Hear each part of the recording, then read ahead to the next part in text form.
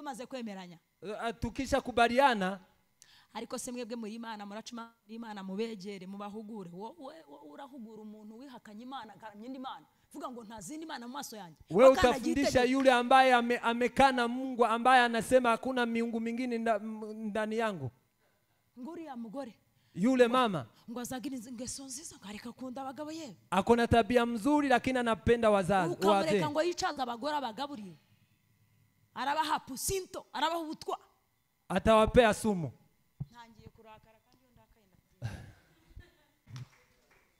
bingani mukubita amashi turashize piga makofi Bwana Yesu asifiwe amen uko nyine ni ibintu zari biciyemo mambo ilikuwa inaendelea vizuri tuongere ijambo ry'Imana amashi tupige makofi marabizi muri aya materaniro na amina ihari urushya rataha siko twasezeranye dutangira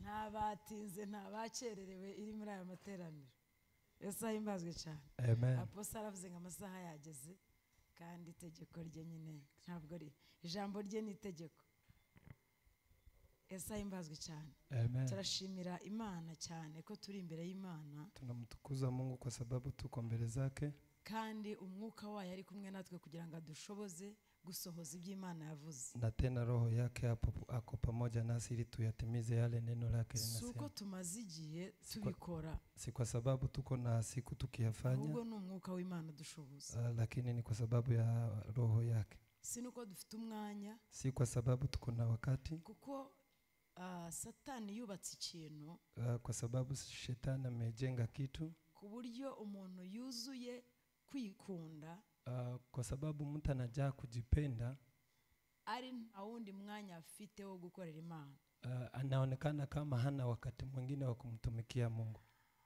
niyo mpamvu iyo dushoboye gukorera Imana ndio sababu tukiweza kumfanyia Mungu kazi dutangira dufite ishaka umwuka wera agafatiraho tunaanza tukiwa na shauku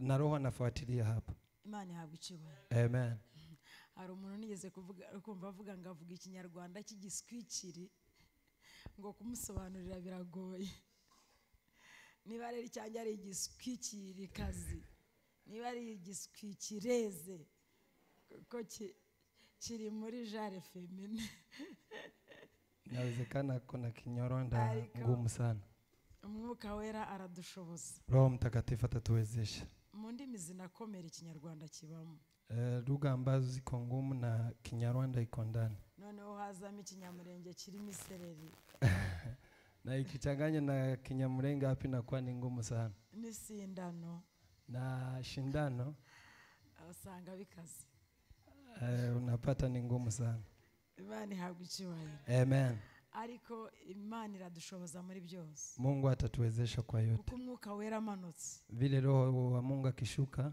abamwakiriye abahaye indimi wale wote ambao wamempokea amewapea lugha ukavuga ngo umuntu wese akumva ubusobanuro bw'ururimi rw'iwabo ukiongea kila yoyote anasikia tafsiri ya lugha ya kwao Biblia bishatse kuvuga iki hii inaongelelea nini iyo umwuka wera ari kumwe nawe mu murimo roho wa Mungu akiwa na wewe katika kazi umurimo urakorohera kazi inakuwa rahisi Imana ihabwa icyubahiro amen amen amen umwuka wera rero ni udushoboza gukora ibyo dukora ni nawe utuma dutinda imbere y'Imana roho wa Mungu ndiye hutusaidia kwa kazi ambazo tunafanya ndiye anatusaidia tukae mbele za Mungu tugatinda imbere y'Imana imitima yacu inyuzwe tunakaa mbele za Mungu na roho yetu ikitaka ntabwo umuntu ajya ashobora umurimo w'Imana cyangwa gukorera Imana kubera akavuka kwa pastor mtu hawezi kuweza kufanya kazi ya Mungu kwa sababu amezaliwa kwa pastor suko aba yarabaye mu rusengero kuva kiri muto si kwa sababu amekaa kwa kanisa no mwuka w'Imana ni Roho Mtakatifu Imana ihabwa icyubahiro turacyarimo kuvuga ko gusenga ko turi masengesho tunaongea kwa sababu ya kuhusu kuomba abo twari kumwe kare twaganiriye imbaraga zo kwihiriza ubusa wale ambao tulikuwa nao tuliongea juu ya nguvu ambazo za kufunga mwamahimbazo amen aho twaganiriye abigishwa babwira Yesu bati se twebwe ko byanze ko twahereye mu gitondo byagenze gute? Wale tuliongea nao asubuhi ni vile wanafunzi walikuwa wanaambia Yesu, mbona sisi tumejaribu lakini haikukubali. Arababwira ngo bene uyu akawaambia kama huyu ntakurwamo n'ikindi hawezi tolewa na kitu kingine keretse kwiyiriza ubusa no gusenga, kuomba na kufunga. Tuvuga ko igicuri ari patterns, ari ibintu bijya bibaho mu buzima bw'umuntu bigenda bigaruka. Tukasema ya kwamba ugonjwa huo ni kifafa, ugonjwa wa kifafa inaenda kirudi mara kwa mara. Ibi bintu rero bibi bigenda bigaruka mu buzima bw'umuntu nta kindi kibirandura kiretse kwiyiza ubusa no gusenga. Mambo haya ambayo yanaenda akirudi, maombi ambayo anaweza kuweza ni ya kufunga na kuomba. Kuko kwiyiza ubusa no gusenga bizana guhishurirwa umuzi wa cyaki. Kufunga na kuomba inaondoa mzizi wa kitu hicho. Imani tugire neza cyane. Amen. Ikindi iyo bavuga igicuri bavuga umwuka w'urukoza soni. Wakiongea ugonjwa wa kifafa wanaongea ugonjwa ni kama aibu, roho aibu. Ugasanga umuntu abaho mu buzima yajya kugira gutyo ukabona hari ikintu cyo kumukoza isoni kibaye. Mtu akiwa kwa maisha unaona kuna kitu ambayo cha aibu kinafanyika. Abantu bakagera abandi ugakora ibyo abandi bakora ukabona wowe ubikuriyemo igisuzuguro n'ikimwaro. Unafanya kama wengine lakini kwa hayo ambayo unafanya unatoa aibu peke yake. Rimwe na rimwe ukaba wanimuka ahantu tuye kubera ibyo bintu bihora biza bigukoza isoni. Mara kwa mara unaweza kutoka mahali unaishi kwa sababu ya aibu ambayo inaenda kikupata. Bene uwo ntakurwaho n'ikindi keretse kwiriza ubusa no gusenga. Kama hiyo haiwezi ondolewa na wengine isipokuwa kufunga na kuomba. Imani tugire neza cyane. Amen. Hallelujah. Amen. Amasaha yagiye. Masaa imeyoyoma.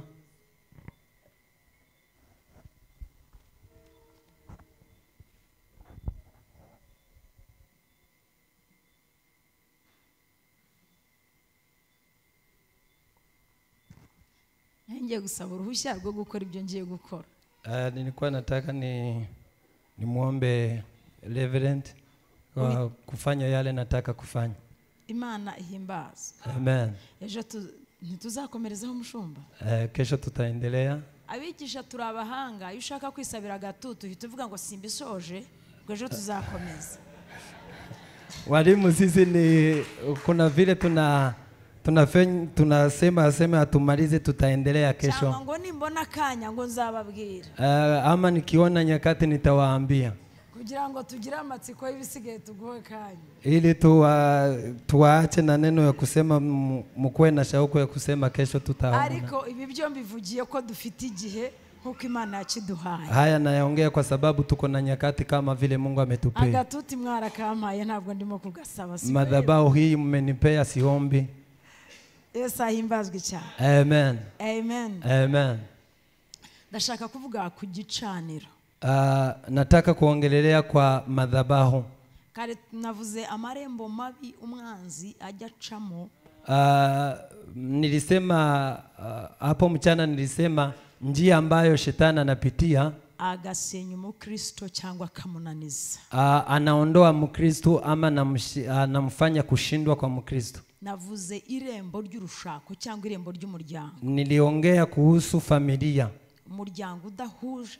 Familia ambayo haina umoja. Umugabo mubi cyangwa umugore mubi. Baba mbaya, mama mbaya. Iyo Satana aciye mu mugore wawe. Shetani akipitia ndani ya mama. Iryo rembo kurifunga bisaba imbaraga zikomeye. Lango hiyo kuifunga inaomba nguvu mingi. Iyo Satana aciye mu mugabo wawe. Shetani akipitia kwa baba. Umuhamagaro urakunanira. Mwito inaisha.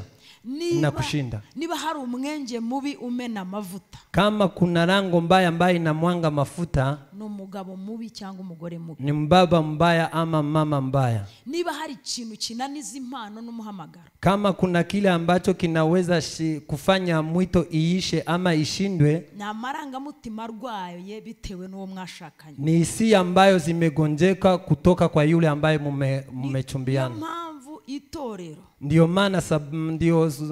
maana kanisa tugomba kwita ku miryango kuyisengera kugira ngo uyu muzi wo gusharira ntukabeho. tunastahili kuombea sana sana mafamilia. Abagabo baramanutse mu mavuta kubera abagabo. Wababa wameshuka kwa mafuta kwa sababu ya wamama. Abagore bo baricaye. Wamama hao wameketi. Abandi barashenye. Wengine wameangusha boma zao. Kandi gusenya nako nirindi hwaribi. Na kubomoa boma zao nayo ni mwiba mbaya. Shobora gusenya ntushake. Unaweza kubomoa na usioe. Ariko hari ahantu tagera. Lakini kuna mahali ambapo hauwezi kufika. Imana tugirire neza. Amen. Ndetse hari n'imiryango itagukingukira kubera doctrine zimwe na zimwe. Na inawezekana kuna milango ambayo haiwezi kufungukia. Iyo mpamvu iryo rembo mugomba kurifunga mugasenga Imana byanga bikundi gafata miriwo mwashakanye mugahuza. Ndio maana inastahili uombe lango hilo ifungwe, muwe pamoja na yule ambaye mmeoana. Nta kindi cyasohoye Adamu muri Eden. Hakuna kingine ambacho kimemtoa Adam katika Eden. Nuko yumvise ukubiri na Eva. Ni kwa sababu wamesikia wametofatiana na Eva. Irindi rembo navuze ni ubukene. Lango ingine ni umaskini. Satana ajateza ubukene. Shetani analeta umaskini. Agateza ubukene umuntu akamuzengereza. Analeta umasikini katika familia. Bakakwima mikoro uri umwigisha mwiza, bakakwima karibu uri umuntu mwiza kubera iki? Wanakunyima kuhubiri na tena wewe ni mwalimu mzuri. Umwera. Kwa sababu ya ukosefu. Ubukene butera umwera niyo wasenga bingana iki? Umasikini unaleta ukosefu, ukuparara, unaleta kuparara ndani ya Kristo. Irembo rero ry'ubukene rigomba gufungwa ryivuye inyuma. Lango la umasikini inastahili ifungiwe kabisa. Niyo mpamvu nababwiye ngo hagomba kubaho gusenga kugira ngo umenye inkomoko y'ibintu ucamo irakomoka he. Ndio maana kuna stahili kuomba ndio ujue uko wa kile kitu ambacho unapitia. Ushobora gushaka ugasanga uwo muntu ushatse iwawe ntibaratunga ni hene. Ndio maana inawezekana yule ambaye mumechumbiana naye kwao hawaja kuwa hata na mbuzi. Akazana igicaniro cy'ubukene mukakirera. Analeta madhabahu ya umaskini na mnalea. Ushobora gushaka umugabo ugasanga se yapfuye n'inkoni ye yaravunitse ipfundo. Unaweza kuoana na mzee ambaye umepata fimbo ya baba yake hata imekatika. Akazana ubukene ukabutwita ukabubyara ukaburera. Analeta umaskini, unabeba mimba hiyo na unazaa na unalea. Imana tugirire neza. Amen. Nababwiye ngo niyo mpamvu rimwe na rimwe tugenda duhereza ibiti abantu badakijijwe kubera gutinya ubukene, ukavuga uti nubwo afite ya kamere ariko azajya dufasha muri iki n'iki. Ndio maana kwa mara tunaenda tukiwapea wale ambao ni vyeo kwa sababu wako na pesa, kwa sababu wataenda wakitusaidia mambo na mambo mingine. Na Satana ajya akora gahunda akavuga ngo aposo ni tutamucogoza ngo tumwambura amafaranga ntituzamushobora muri Nairobi ya n'umuriro. Ndio maana hata shetani naye anafanya mpango, anasema kama hata aposto kama hatumuondoe pesa hatutamweza katika kazi hii.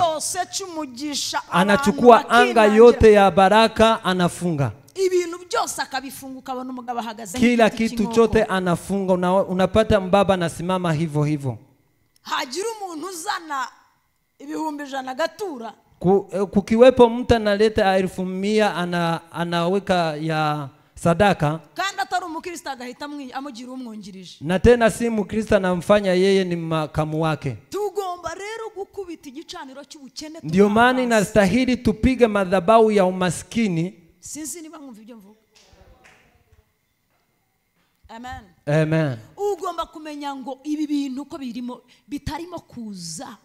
Unastahili kujua kwa nini haya mambo hayakuji. Biraturuka hehe? Inatokea wapi? Ukadiringa nuwo muzimu ukawica. Unafuatilia pepo hizo na unaua. Daimoni barayica kuko Yesu yaravuze ngo muzakandagira inzoka na scorpion. Demoni wanaua kwa sababu Yesu alisema mtakanyaga nyoka na scorpion. Ukandagira inzoka se yongera kubaho. Ukikanyaga nyoka haiishi tena. Gusenga Paulo yabwiye Abefeso aravuga ngo ndabasengera ngamaso y'imitima hweze. Paulo alisema ya kwamba aliwaambia Waefeso nitawaombea macho ya roho yapate kuona. kugira ngo mumenye ibyo mwiringizwa n'ibiyahama ili mpate kuyajua yale ambaye mnaamini, mumenye n'ubwinshi bw'imbaraga, mjue na wingi wa nguvu.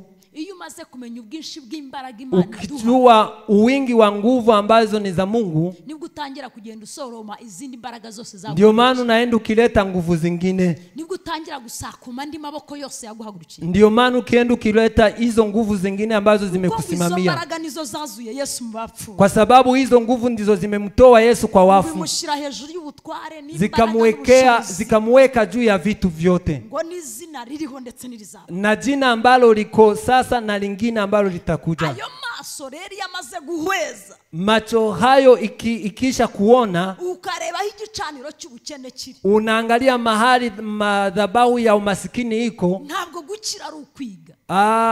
Kuwa mwenye pesa si kusoma.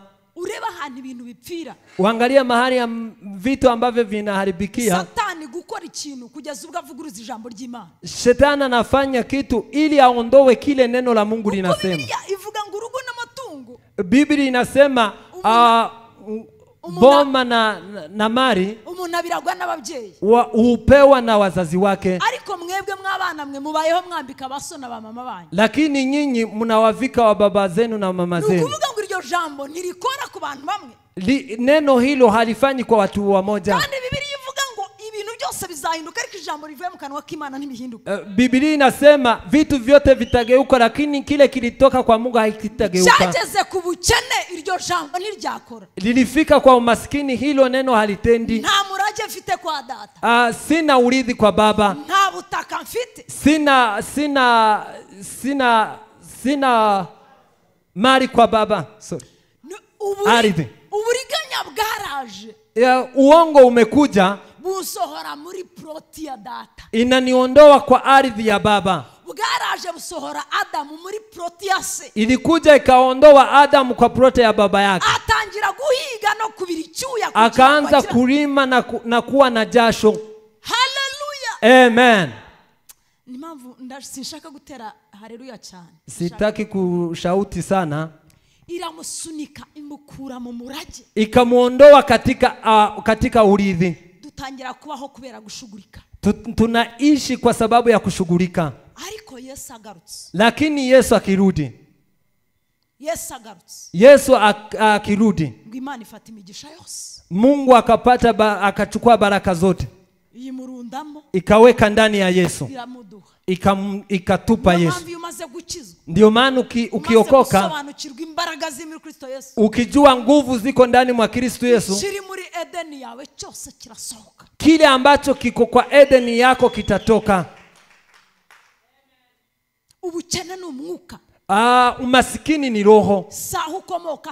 Si mahali umetoka, si kwa sababu ya masomo. Aho wavuye imodoka yawe ni hiri, mahali umetoka ndipo gari yako iko. Imana ntiyaremye umuntu ngo ajye gushakisha. Mungu hakuumba mtu ili aende kutafutisha. Imana yaremye ibintu ngo tubibemo. Mungu aliumba mali ili tukae ndani. Satani aradusohora ibindi arabihisha. Lakini shetani akatuondoa akaficha mali nyingine. Amaso y'umwuka ahweze mubone ibyo mwiringizwa ni. Macho ya Roho Mtakatifu aangalie yale ambayo mnaamini kwa sababu ya Yesu Kristo. Mwami ahimbazwe cyane. Mungu asifiwe sana. Mungu asifiwe sana. Babwira ngo amasengesho n'ubutasi. Acha niwaambie maombi ni upelelezi. Mugende mutumenyere. Mwende mjue kiriya gihugu, inchi hiyo kirimo abantu bameze gute, ina watu wa aina gani. Kiriya gihugu kirera, ile inchi iko na madhao.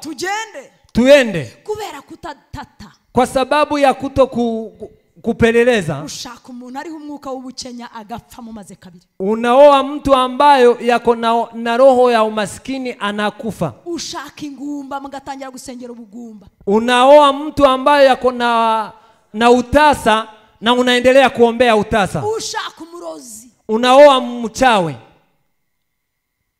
kubera kudatata, kwa sababu ya kutokupeleleza. Ubuzima ni igihugu. Maisha ni inchi. Kama haufanyi upelelezi kwa inchi, ugwa muri ambush. Unaanguka katika kikao cha wafanya vibaya. Gusenga, kuomba nukumenya ambush ziri, ni kujua mahali kuna watu wabaya. ukayitegura utarahaguruka. Ni kujua mahali pabaya. Ubuzima tubayemo nambusha ababyeyi bacu bagomba. Maisha ambayo tunaishi ni maisha ambayo ni wababa na wababu zetu. Kudasenga, kutokuomba bituma dusengera abantu badakijijwe. Inasababisha tushike watu ambao hawakoke. Tukirubura mu matorero y'abarozi. Tunakaa katika kanisa ambazo ni za wachawi. Kubera kudasenga. Kwa sababu ya kutokuomba.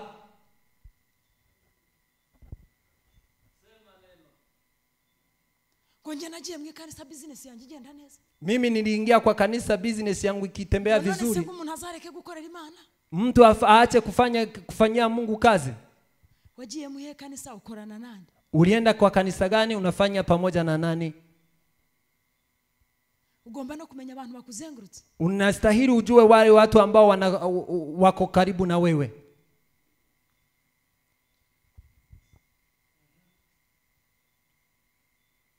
Irembo rya gatatu. Lango la tatu. Indwara. Ni ugonjwa. Uburwayi. Ni ugonjwa. Uburwayi. Ugonjwa. Abakristo barwara nk'abapagani. Wakristo wanagonjeka kama wapagani. Imana tugirire neza. Amen. Abarwayi. Ugonjwa. Uburwayi. Ugonjwa. Satani agafata umubiri wawe. Shetani anachukua mwili wako, cyangwa agafata uwo mwashakanye cyangwa umuvuka, ama anachukua yule ambayo ni mmeoana ama ndugu yako, cyangwa agafata umwana wawe, ama anachukua mtoto wako. Uburwayi butera kwiganyira. Magonjwa inaleta kunungunika. Babara umuntu ari itotomba. Ukisikia uchungu, mtu anaendelea kulialia. Ugomba gusenga, Imana ikazana uruzitiro. Inastahili uombe Mungu alete akuzunguke. Afanye fence. Fence ni Cyongereza. Akwekee ulinzi. Imana tugire neza. Bwana Yesu asifiwe sana. Shetani yasabye Yobu. Aliomba Yobu. Imana iramubwira genda, Yobu ndabizika no mukiranutsi nazanye. Mungu akamwambia enendeni, najua Yobu ni mwenye haki. Amumaraho ibintu byose. Akamaliza mali yake yote. Yobu akomeza kwizera Imana. Lakini Ayubu akaendelea kumtukuza Mungu. Aragaruka aravuga ati so Uwiteka we. Akarudi akamwambia Mungu. Umuntu ntiyatanga ibintu byose ariko akaba muzima. Mtu anaweza kutoa mali yake lakini aendelee kuwa mzima. Nyemerera nkore ku mubiri urebe. Unikubalie niguse kwa mwili wake. Aramubwira ati ndawuguhaye. Akamwambia nakupea ari ku bugingo bwe, lakini maisha yake, uhai wake usiguse. Iyo abantu batasabye protection, watu kama hawaombe ulinzi, barakenyuka, wanakufa haraka. Niyo mpamvu yavuze ngo ubugingo bwe. Ndio maana alisema uhai wake. Abantu bagiye bavuga ngo Satani ntago yica, arica. Watu wanasema shetani haui, lakini shetani anaua. Gusa ntahitamo kujya mu muriro cyangwa ujya mu ijuru. Lakini kile ambacho hafanyi yeye, hawezi kuchagulia utaenda mbinguni ama utaenda kwake. Mibereho wabayemo, maisha ambayo umeishi, niyo uhitamo kujya mu ijuru cyangwa urimbuka. Ndiyo inakusababisha uende mbinguni ama uende kwa shetani. Ariko ashobora kukwica igihe kitageze. Lakini anaweza kuua kabla siku haijafika, kugira ngo aburizemo umugambi w'Imana, ili Mungu asifikie lengo lake. Sinzi niba munyumva. Amen. Imana ihabwe icyubahiro. Amen. Hallelujah. Hallelujah. Iri rembo ry'indwara ni irembo ribica. Lango la ugonjwa ni lango mbaya sana. Umubiri urababaza. Mwili unaumwa. Satani agahagarara uruhande uri muribwa akajya avuga. Shetani naye anasimama mahali anaongea. Tugomba gusenga ya marembo tukayafunga. Inastahili tuombe lango hizi tuzifunge. Tugomba gusenga ya marembo akagira gute? Inastahili tusimame tuombe lango hizi tufunge. Mwibuke amahame yo gusenga. Ufikiria kanuni za kuomba. Gusenga wera. Kuomba ukiwa mtakatifu. Usengera n'ahantu hera. Ukiombea mahali patakatifu. Imana tugirire neza. Amen. Imana dufashe cyane. Amen. Hallelujah. Hallelujah. Hallelujah. Hallelujah. Ukongeramo kwiyiriza ubusa. Unaongezea kufunga. Gusoma ijambo ry'Imana. Kusoma neno la Mungu. Imana yabwishubara cyane. Amen. mwama tugirire neza. Amen. Hallelujah. Hallelujah. Ndashaka gusiga ntanze ibyo ejo tuzakomerezaho. Na nataka niwaachie kile ambacho kesho tutaendelea. Amen. Amen.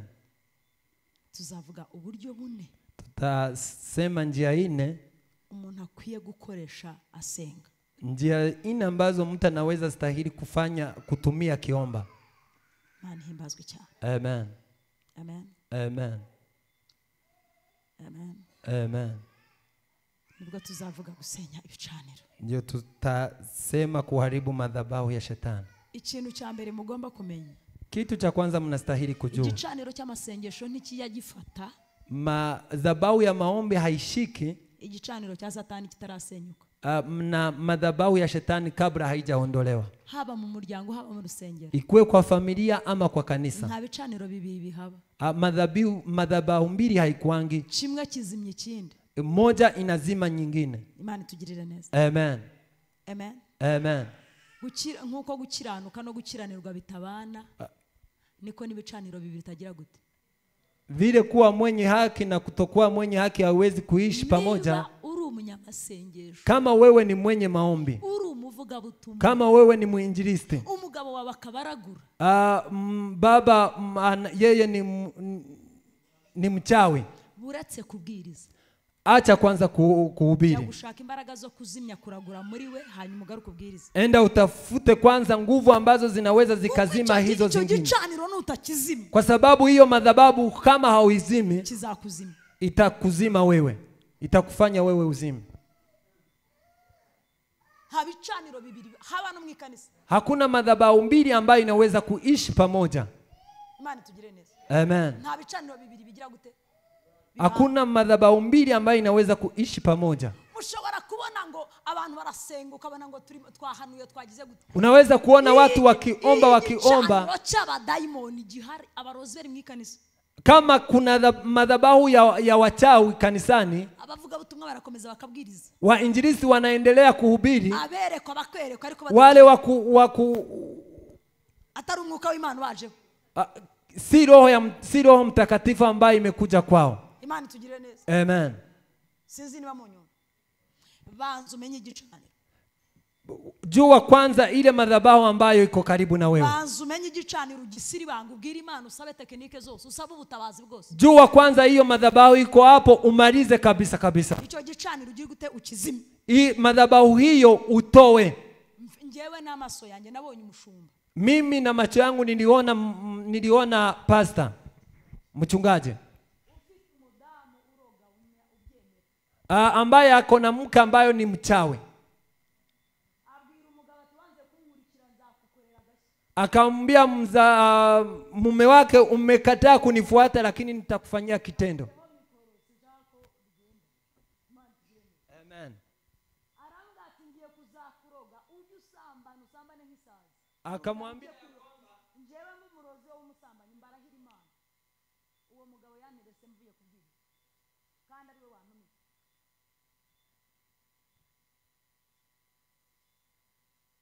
Biteye ubwoba, akunda abagore kuruta abantu bose kandi bakubwiye ubuhamya bwe. Umugore yaramwigiriye ati njewe wanze kunkurikira n'abana banjye buri bunyambura mbasengera n'abatanzi, ngiye kugukorera ikintu ku buryo uruga rwambara, ubu yambaye uruga kuruta umugore uroga.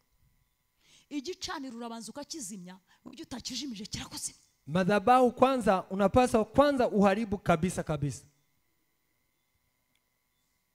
uzime. Nose ntimuzigiye twabihanganiye ngo bazahinduka, batugezehe. Hamjui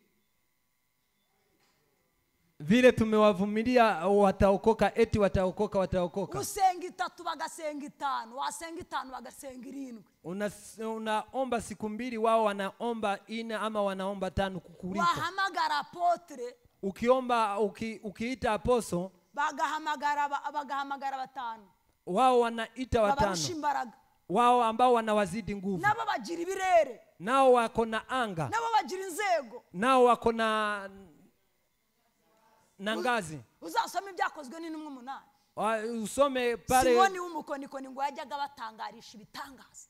Huyo Simoni wa mchawi alikuwa akifanya miujiza. Imana ikomeye. Alikuwa akifanya miujiza. Imana tugire neza. Ngo ariko umwuka wera amanutse Filipo abwirije. Lakini Filipo alipohubiri Ngo arihana. akatubu. Nta bicaniro bibiri korana. Hakuna madhabahu mbili ambayo inafanya kazi pamoja. Umwuka wera naguhumura amaso ukabona n'umwana wawe afite ikindi gicaniro. Roho akikufanya macho aone, ukiona mtoto wako ako na madhabahu ingine, Jujya ku ruhande vuga uti Imana mbabarira. Iri rembo ryafungutse ariko ndabigirane. Ntago ntibishoboka ko dukora. Waambie Mungu nisamee, lango hili limefunguka, nifanye nini? Kera tugitenga bene abo mutororo ryarakomezaga. Wakati huo zamani tukiwaondoa kwa wengine, kanisa ilikuwa ikiendelea. Ariko tumaze gucompromising. Lakini tulipoendelea hivi, tumaze kwemeranya. Tukisha kubaliana, ariko se mwebwe muri Imana muracuma Imana mubegere mubahugure. Wowe urahugura umuntu wihakanye Imana karamye indi Imana. Vuga ngo ntazindi Imana mu maso yanjye. Wewe utafundisha yule ambaye amekana Mungu, ambaye anasema hakuna miungu mingine ndani yangu. Nguri ya mugore. Yule mama ngo azagira ingeso nziza ngareka kunda abagabo yewe. Akona tabia mzuri lakini anapenda wazazi. Ukamureka ngo yicaza abagore abagaburiye. Arabaha pusinto, arabaha ubutwa. Atawapea sumu.